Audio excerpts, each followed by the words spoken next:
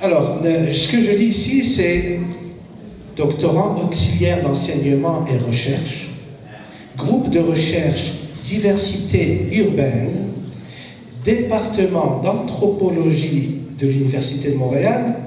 Il étudie les rituels funéraires chez les musulmans du Québec. Son enquête l'a mené aux quatre coins de la province.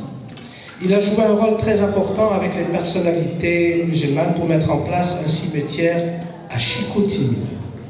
Nous avons le plaisir d'inviter M. Yannick Boucher à prendre la parole. Ce soir, pour partager avec vous, bien modestement, quelques réflexions. Je dis toujours que j'ai pas grand-chose à dire, que c'est toujours les familles qui ont des choses à dire.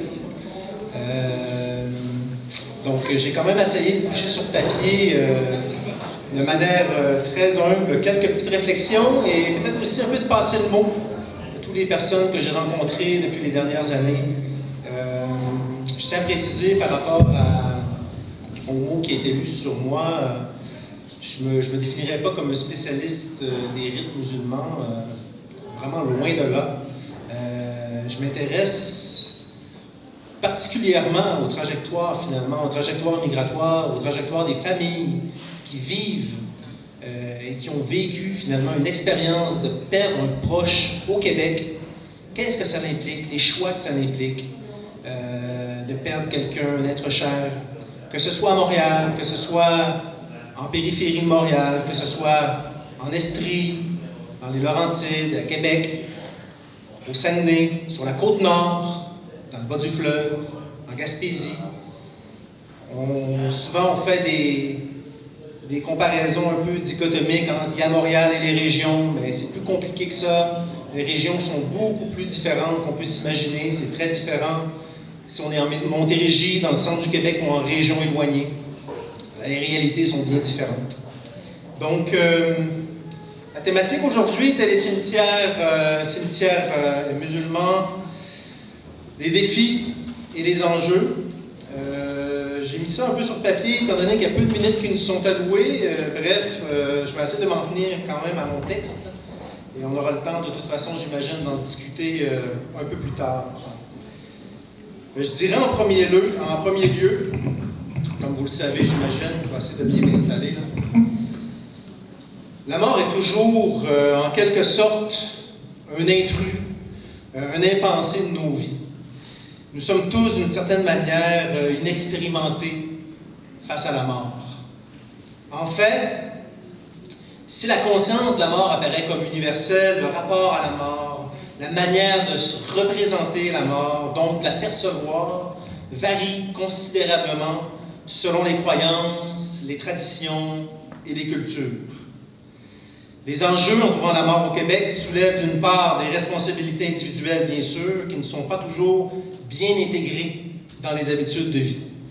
Des exemples bien connus comme l'idée de faire un testament, par exemple, ou de faire des arrangements préfunéraires, ou bien de prendre une assurance vie, qui peut paraître tout simple pour certaines personnes, mais un peu bizarre et exotique pour d'autres. Ce sont encore des façons de faire, des façons de faire qui sont étrangères. À mon sens, ces habitudes représentent un premier défi.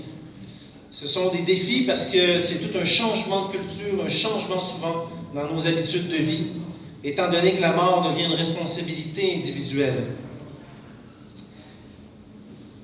Mais ces enjeux ne concernent pas que les individus, ça serait trop facile de mettre le poids sur les épaules des personnes concernées. Elle interroge fortement l'organisation non seulement des communautés, mais également de la société dans son ensemble. Elle soulève donc l'idée des responsabilités collectives, ce qui nous amène aussi sur un deuxième défi, qui est celle de l'argent. C'est toujours un peu triste d'amener cette dimension pécuniaire, économique, lorsqu'on parle de la mort, mais malheureusement, c'est une réalité. Aujourd'hui, il y a une initiative comme aujourd'hui, comme l'association fait preuve, qui est une initiative très importante, mais ô combien insuffisante. Lorsqu'on parle de l'argent, C'est certain que lorsqu'on parle des pratiques funéraires, des rites au Québec, ça implique beaucoup d'argent. Mais on oublie trop souvent que c'est pas seulement tout ce qui entoure les rites funéraires et l'enterrement qui coûte de l'argent, les rapatriements, l'inhumation, mais une fois que tout ça est terminé, qu'on rentre à la maison, la vie continue. La personne qui partage notre vie n'est plus là. C'est un revenu de moins souvent qui est à la maison, qui rentre de moins à la maison. On sait très bien que malgré le taux qui est beaucoup plus élevé de diplomation des immigrants au Québec, et en particulier des communautés issues du Maghreb, le Maroc, la Tunisie, l'Algérie, les taux de chômage sont 2 à 3 fois plus élevés que la population québécoise dans son ensemble. Ça a un impact réel quand il y a quelqu'un qui meurt en plus dans la famille. Il faut se poser la question de l'argent, il faut se poser la question non seulement individuellement par rapport aux assurances-vie, mais il faut se poser la question collectivement, comment peut-on faire en sorte collectivement pour mobiliser finalement les élites, mobiliser ceux et celles qui sont concernés, et quelles sont les stratégies qu'on peut déployer ensemble pour faire des levées de fonds et pour, disons, essayer d'amoindrir ce fardeau financier qui, à mon sens, a un gros impact sur le processus de deuil. Mais les enjeux soulèvent également un défi qui est le défi du vivre ensemble pour le Québec, dont le corpus juridique sur le culte lié à la mort n'a pas toujours su intégrer les coutumes des personnes qui les ont récemment rejoints. Ce qui nous lance un troisième défi, qui est celui de l'aménagement des rituels. Comment créer de la continuité, comment créer du sens dans des moments de rupture? Les familles se retrouvent en quelque sorte prises en 3 niveaux de réalité. La première qui est celle, je dirais, une réalité canadienne, qui est celle de la Charte des libertés de la personne, la Charte des droits et libertés de la personne, l'article 2, hein, qui stipule liberté de conscience, liberté de religion, liberté de croyance, liberté de se rassembler autour des personnes qui ont les mêmes croyances que nous.